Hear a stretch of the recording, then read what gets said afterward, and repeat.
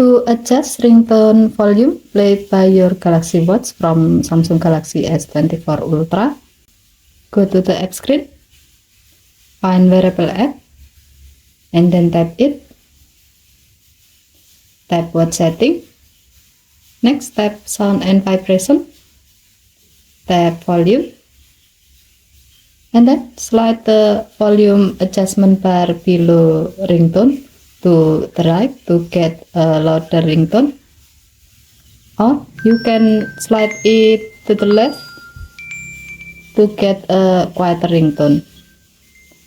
By adjusting the ringtone volume, when you receive a call, your Galaxy Watch will play the selected ringtone at the predefined volume level.